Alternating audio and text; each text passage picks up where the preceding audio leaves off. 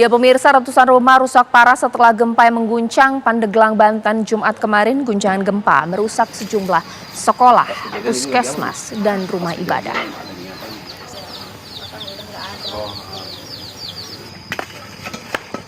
Ya, gempa yang terjadi di barat daya Kecamatan Sumur, Kabupaten Pandeglang, Banten pada Jumat sore kemarin mengakibatkan kerusakan sejumlah wilayah. Dari data Badan Penanggulangan Bencana Daerah atau BPBD Kabupaten Pandeglang, dari 1.100 rumah yang rusak terdiri dari 617 rusak ringan dan lainnya rusak sedang hingga berat. Selain itu 14 puskesmas rusak ringan, 3 kantor desa rusak ringan, dan sekolah juga mengalami rusak, juga masjid. Nah, itu Anda juga lagi nyari itu. Makanya sejumlah warga desa Tunggal Jaya, Kecamatan Sumur mulai kembali ke rumah untuk memilah barang yang bisa diselamatkan. Baru ada kepolisian aja standby di kecamatan.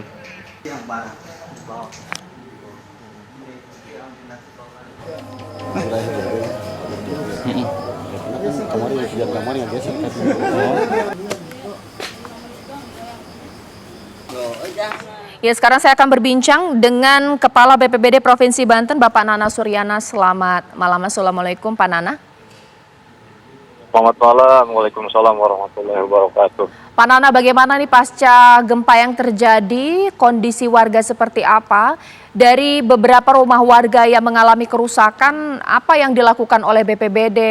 Apakah juga tempat relokasi sementara dan juga pengungsian sudah disediakan? Bagaimana, Pak Nana? Baik, terima kasih. Kebetulan ini baru pulang dari lokasi mendampingi Kepala BNPB, Pak Suryanto, beserta Bupati Pandeglang dan juga dari Komisi 8 DPR RI. Bu, alhamdulillah hadir di lokasi untuk memantau dan memberikan bantuan. Nah, untuk tempat-tempat pengungsian kita sudah dirikan tenda, tetapi masyarakat kembali ke rumahnya masing-masing dan yang rusak berat ke sanak saudaranya atau tetangganya. Jadi tidak ada lagi di tempat pengungsian sementara itu. Baik, Pak Nana, kalau untuk bantuan-bantuan lainnya seperti bahan makanan, obat-obatan, ini bagaimana pendistribusiannya? Apakah sudah bisa menjangkau untuk semua masyarakat yang terdampak? Ya, kita semuanya fokuskan, ada dari beberapa bantuan baik dari pemerintah maupun dari dunia usaha dan masyarakat yang lainnya.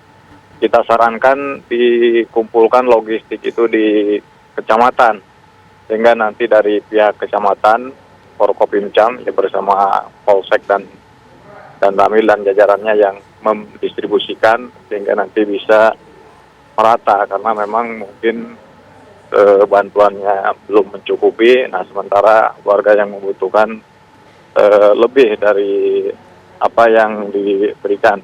Jadi kita sarankan semuanya difokuskan di kecamatan, Bu. Baik, Pak, wilayah Pandeglang, Banten dan sekitar ini kan sangat luas, Pak. Bahkan sebelum gempa juga ada beberapa wilayah jalannya juga sulit aksesnya. Dan dengan adanya gempa ini, Pak, apa solusi yang paling solutif agar mereka tidak kesusahan, kepayahan dengan rumah sudah rusak, tidak juga mendapat bantuan, mau dapat bantuan juga harus berjalan cukup jauh, bagaimana? Ya, baik. Di akhir tahun kemarin kita di tahun 2021 ya, bersama dengan unsur kecamatan juga TNI Polri melakukan sosialisasi dalam rangka mitigasi bencana. Tentunya disesuaikan dengan jenis bencana, jenis potensi bencana yang ada di masing-masing lokasi. Jadi antaranya yang kita bahas adalah bagaimana untuk menghadapi bencana gempa bumi, salah satu di antaranya ya. Jadi kita sudah sampaikan kepada seluruh masyarakat melalui perwakilan masing-masing kecamatan, desa, kelurahan, agar ya itu melakukan paling tidak kalau mau bertahan di tempat itu ya maka struktur yang harus diperbaiki. Artinya kita perhatikan dari kondisi bangunan rumah, tempat tinggal masing-masing.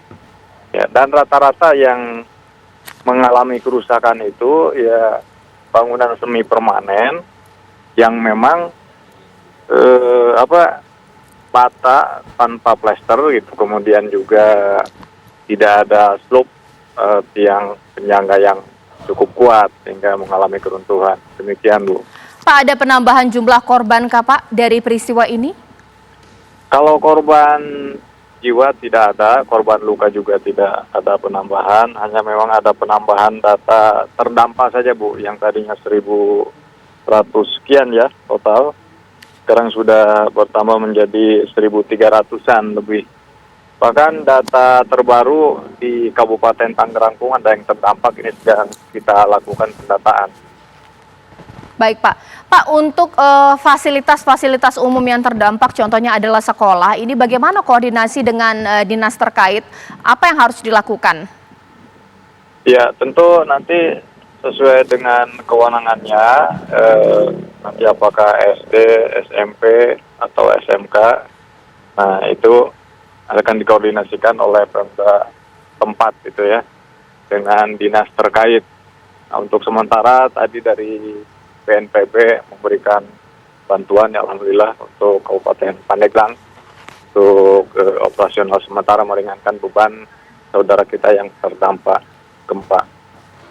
Baik, terima kasih Pak Nana Suryana, Kepala BPBD Provinsi Banten atas waktunya. Kita harapkan ini bantuan bisa diberikan secara merata untuk masyarakat yang terdampak di wilayah Banten.